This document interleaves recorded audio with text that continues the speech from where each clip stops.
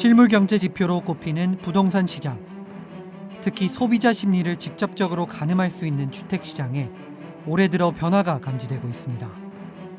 당장 1월 주택 판매율은 지난해 12월보다 6만 채가 줄었습니다.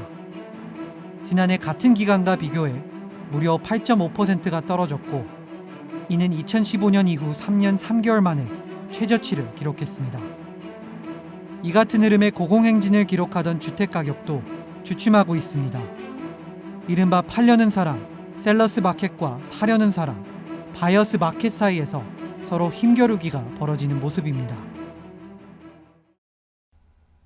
최근까지 주택시장은 사고 싶어도 매물이 없어 비싼 값에 거래되는 이른바 셀러스 마켓이 주도해왔습니다.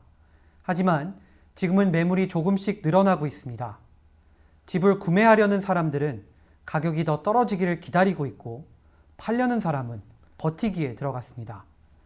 한편 렌트 시장은 아직 가격이 떨어질 기미를 보이지 않고 있는데요. 이 시기에 주택을 구입해야 할지, 렌트로 가야 할지 고민하는 사람이 많습니다. 시장 흐름을 김경일 기자와 함께 알아보도록 하겠습니다. 안녕하세요. 안녕하세요. 앞서 주택 매매율이 큰 폭으로 줄고 있다고 했는데요. 사실 통계로만 얘기하면 우리 피부에 와닿지가 않는데요.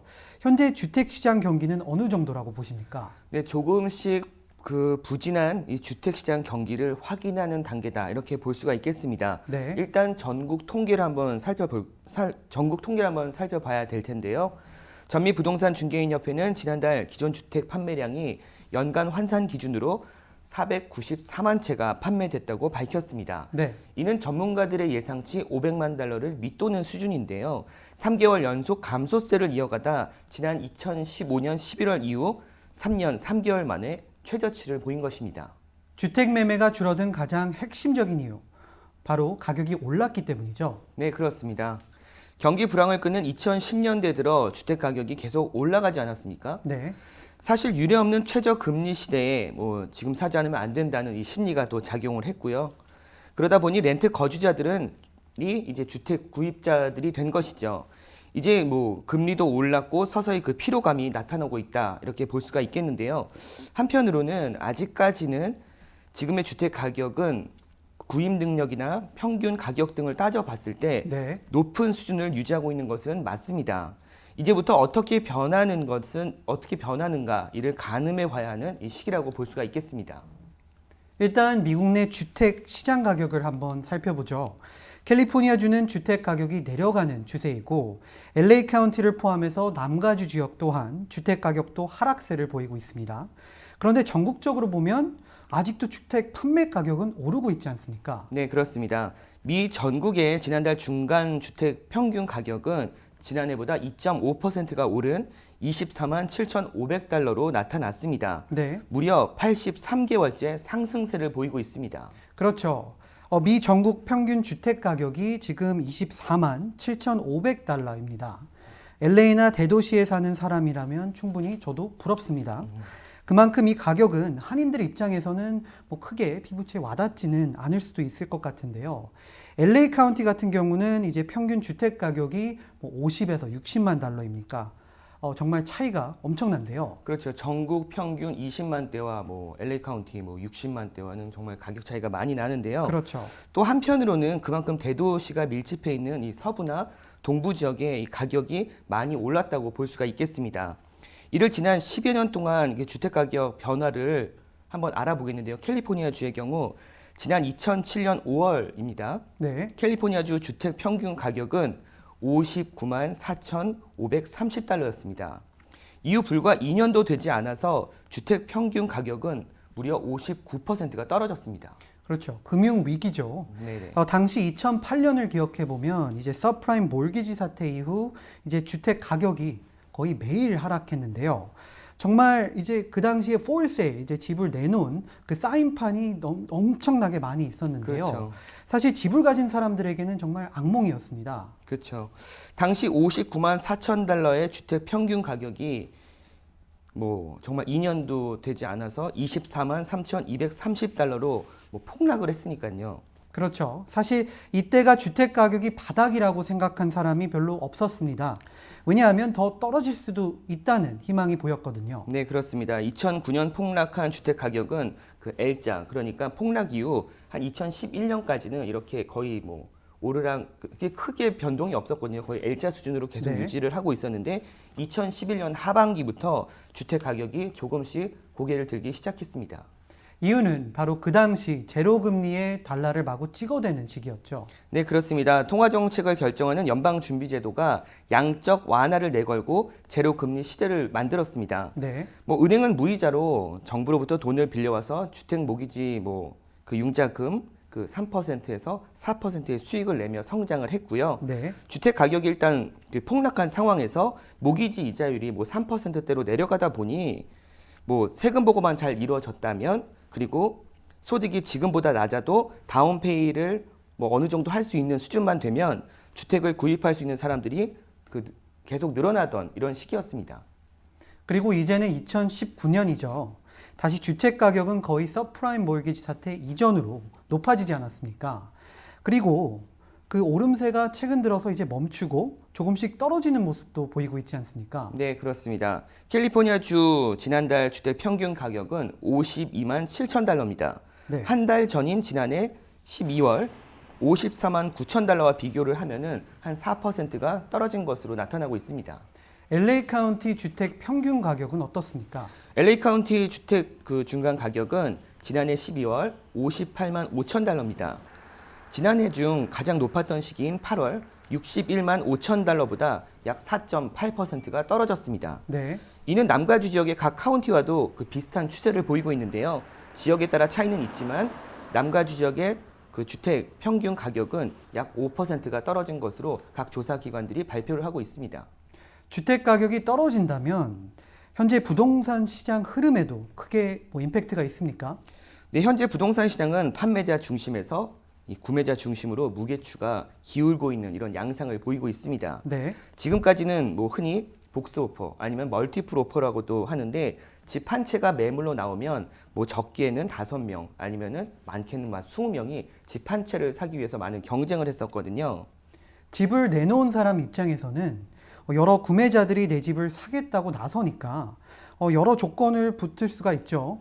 또 가격도 올라받을 수도 있는 시나리오죠. 그래서 셀러스 마켓이었다라고 이렇게 얘기하는 것이겠죠. 네, 그렇습니다. 그런데 지금은 이제 반대가 되고 있습니다. 네. 주택 가격이 떨어지다 보니까 이 집을 팔겠다는 사람이 생기고 뭐 아직 사실 뭐 아직 아주 많은 것은 아니지만 그래도 적지 않은 매물이 이 시장에 나오고 있습니다. 그러다 보니 시장에 나오면 집 한 채가 지금 보통 거래를 마치는 기간이 한 달 정도로 볼 수가 있었는데요. 네. 지금은 한 3개월 이상 정체가 되고 있습니다. 그래서 집을 사려는 사람 입장에서는 자신에게 가장 맞는 집을 이렇게 구입할 수 있는 이런 유리한 조건이 되는 바이어스 마켓으로 흘러가고 있는 것입니다. 지금 약 보합세라고 보여지고요. 조금 더 디테일하게 말씀을 드리면은 약간 약세라고 보여집니다. 그래서 지역마다 다르긴 하지만은 가격들이 좀 내리는 데도 있고 내리는 데는 당연히 이제 매물들이 조금씩 정체되고 있는 상황입니다. 그래서 지금은 약간 바이어스 마켓이라고 보여집니다. 현실적으로 지금 집값이 좀 떨어지고 있기 때문에 아주 좋은 딜이 아니면 바이어들이 성급하게 집을 결정하시려고 하지 않기 때문에 반면에 셀러들은 이제 작년 가격을 생각하시고 작년에 내 집이 얼마였는데 하시면서 지금 굉장히 마켓이 그런 양상이 대두되고 있는데 서플라이가 지금 많이 나와 있고 계속 마켓에 적체하고 있기 때문에 일단 저희들 모든 데이터나 자료는 바이어스 마켓으로 턴어라운 했다고 보고요. 오히려 4월, 5월에 매물이 더 쏟아지면 가격이 더 떨어질 가능성도 저희가 생각하고 있기 때문에 결국 주택 소유주는 떨어진 시세를 인정하지 못하는 것이고 구매자는 더 떨어질 것을 기대하고 있지 않습니까? 네네. 여기서 들여다봐야 할 것은 바로 금리겠죠. 네, 아직까지는 금리 인상에 대한 여파가 부동산 시장에 뭐 크게 작용하지 않고 있다라는 이런 의견들이 부동산 전문가들이 말을 하고 있는데요. 네. 연방정부 셧다운 이후 뭐 경기가 많이 좋아지지 않았고 그러다 보니 지난해 12월 예고된 금리가 오르질 않았고요. 현재 부동산 이자율도 안정적인 이 좋은 상태를 유지를 하고 있습니다. 주택 모기지 고정 이자율은 어떻습니까?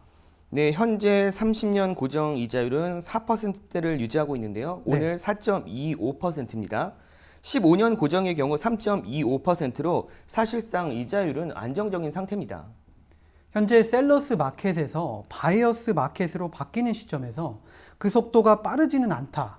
뭐 이렇게 볼 수 있겠는데요. 네네. 그렇다면 다른 관점에서는 여전히 비싸다. 그리고 구매자들에겐 부담이 된다. 이렇게도 볼 수 있나요? 네, 그렇습니다. 실제로 LA 카운티를 기준으로 이 주택 구매 능력을 한번 살펴봐야 될 것 같은데요. 네.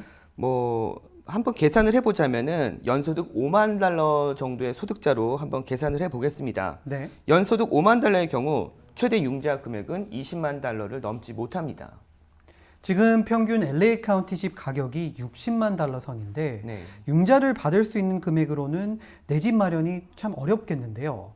너무 차이가 나는데요. 네, 차이가 많이 납니다.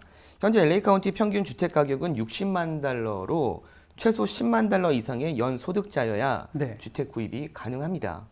이마저도 자동차 페이먼트나 신용카드 빚 아니면 학자금 융자 등 이 매월 지출되는 비용이 또 전혀 없어야 가능합니다.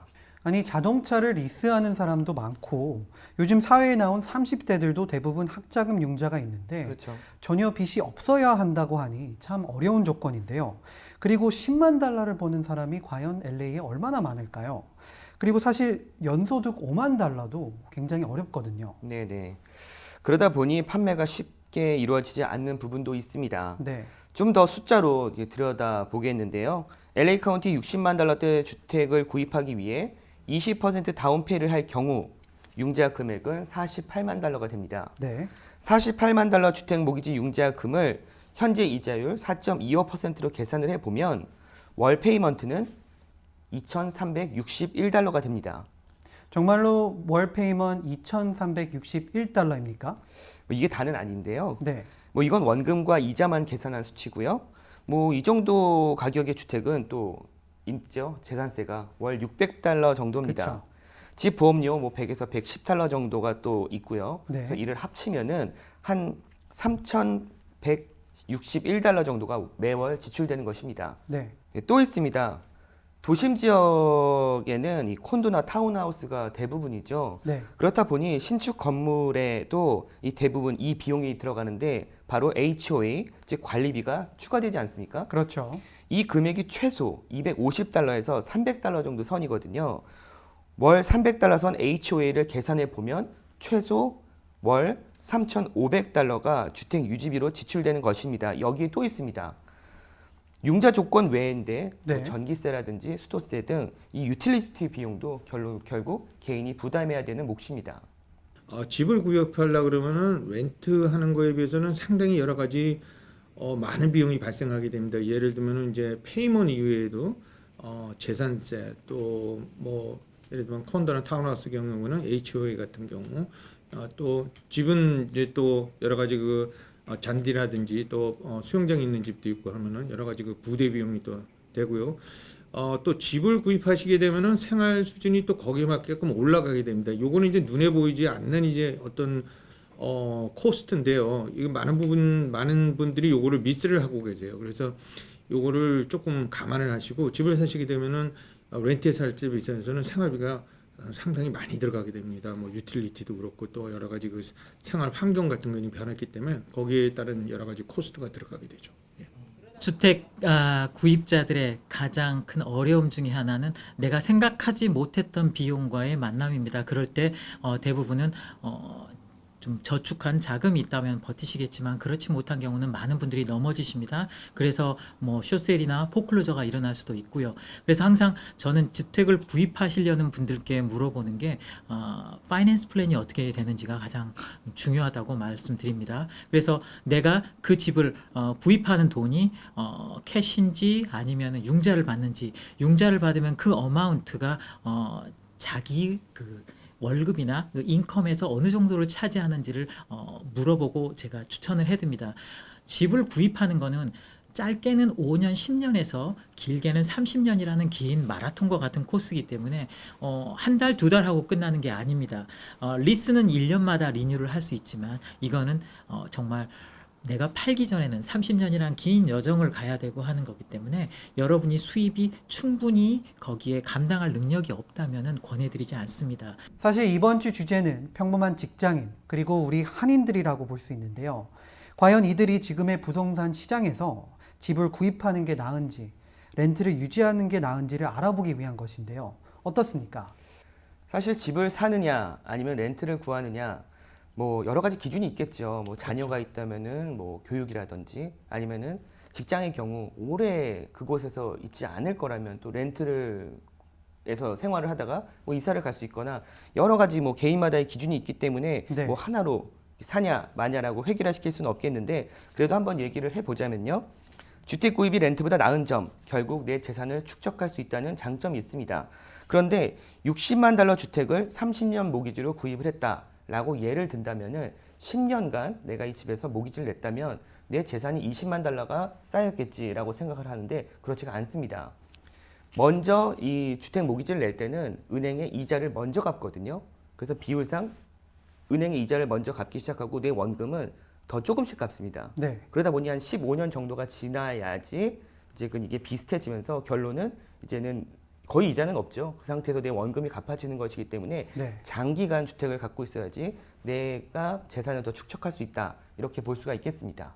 그래도 집을 구매하면 결국 시간이 지나 재산이 되고 그리고 결국 이사를 자주 가지 않는 사람이라면 뭐 집을 사는 게 낫다 이렇게 볼 수도 있죠. 그리고 지금 현재 아파트 렌트비는 계속 오르고 있지 않습니까? 그렇습니다. 주택 구매를 미루고 렌트를 유지하는 경우로 한번 또 보자면요. 네. 한인들이 가장 많이 사는 한인타운의 경우를 한번 보겠습니다. 네. 현재 한인타운 아파트 렌트비의 경우 투베드 뭐 최소 2,500에서 3,000달러가 넘은 지 오래죠. 굉장히 비쌉니다. 그렇습니다. 심지어 렌트 컨트롤을 이렇게 하면은 렌트비 제한이 있지 않습니까? 그쵸. 1978년 10월 이전 건물은 뭐 3%의 상한선을 둔다. 하지만 그 또한 매년 3%씩은 오르고 있는 것입니다. 네. 그런데 렌트 컨트롤이 적용되지 않는 주택의 경우 3% 이상 오르고 있죠. 3%, 5%, 심지어 많게는 10%까지도 오르고 있기 때문에 그 많은 사람들이 집을 사고 싶어 하고 있지만 사실 가격이 또 너무 올랐습니다. 그냥 렌트로 있으려 해도 계속 가격이 또 오르고 이러다 보니까 이러지도 저러지도 지금 못하는 상황이 된 것입니다. 네. 근데 여기서 가장 또 문제는 소득입니다. 소득은 제자리인데 렌트비는 매년 오르고 집을 사자니 여전히 비싼 가격에 엄두도 안 나는 상황이 지금의 현실입니다. 그럼 문제는 가격인데 집을 판매하려는 사람 입장에서는 떨어진 가격을 인정할 수 없고 그렇죠. 반대로 구입하려는 사람에서는 아직도 가격이 너무 높아 그림의 떡이다라고 하는 분들도 많습니다. 네네. 그렇다면 40만 달러 이하 중저가 주택들을 더 많이 지어야 할 텐데 뭐 땅값과 그리고 재료비가 올라 있고요. 그렇기 때문에 여러 힘든 상황이지 않습니까? 그 한인타운의 사실 주택 문제에 대한 부분을 정확하게 지적을 해주셨는데요. 네. 현재 LA 한인타운 등지의 신축 건물은 아파트가 상당수를 차지하고 있습니다. 당연히 뭐 시장성이 있다는 것인데 그렇죠. 내 집 마련을 포기하고 그냥 렌트로 살려고 하는 사람들이 늘어난다는 말도 됩니다. 네.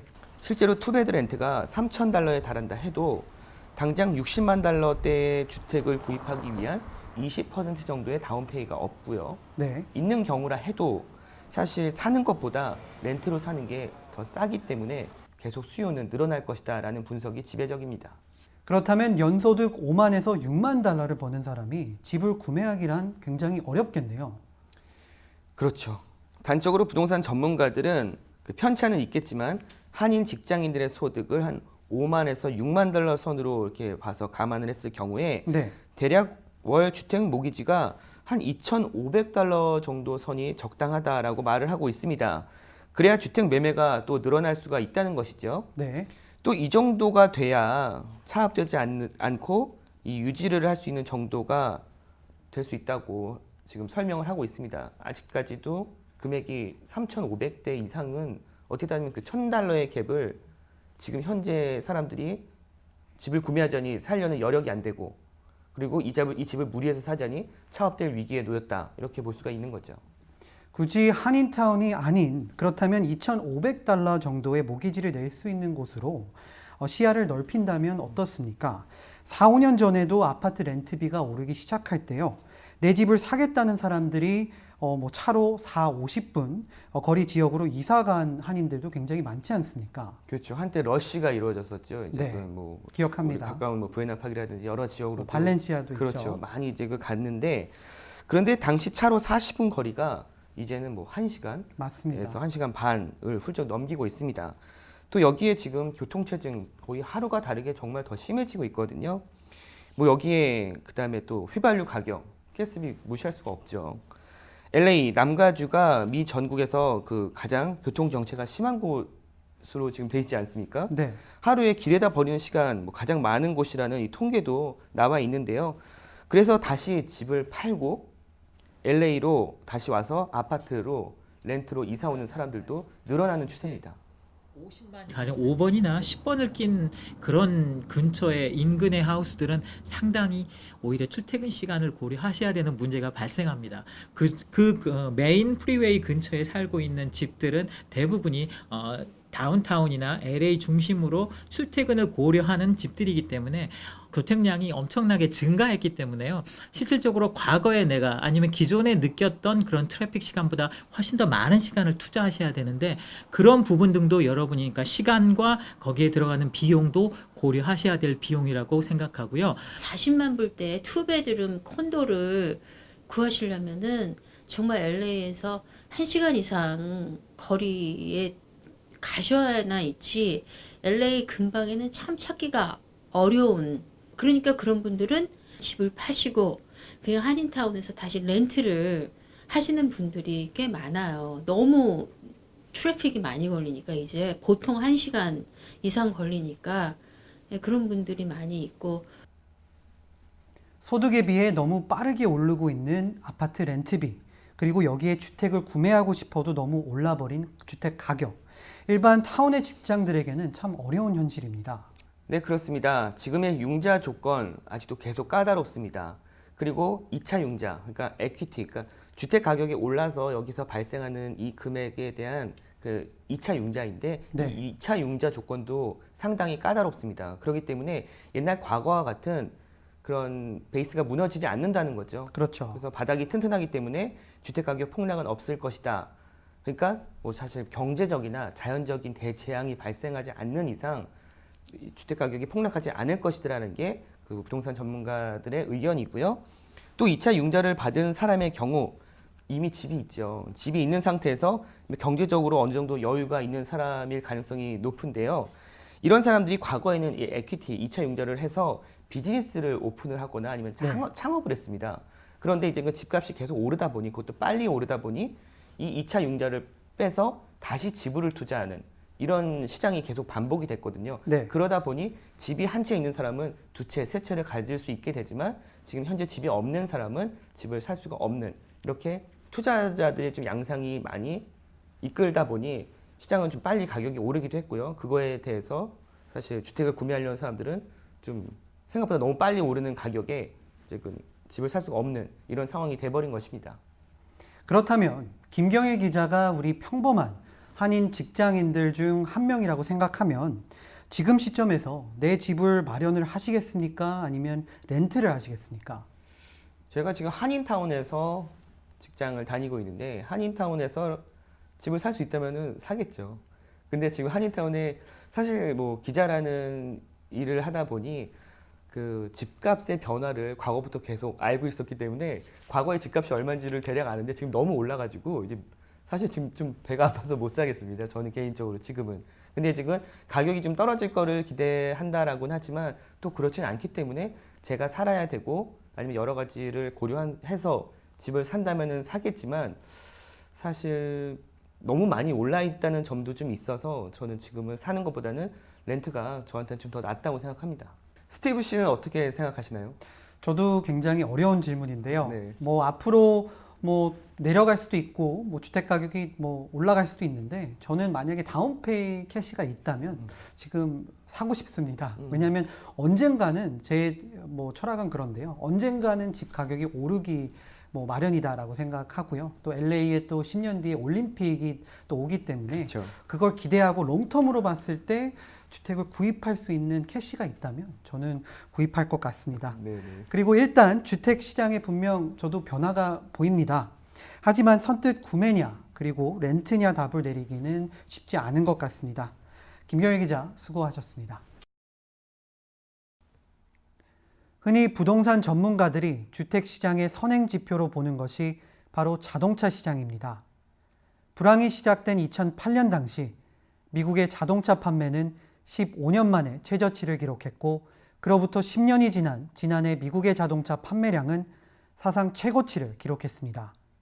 그리고 2019년 올해 자동차 판매는 5년 만에 가장 낮은 1,700만 대 미만으로 예상되고 있습니다. 정작 중요한 것은 시기를 예측하는 것을 떠나 중간 소득자들이 주택 구입 능력이 점차 떨어지고 있다는 것이 문제입니다.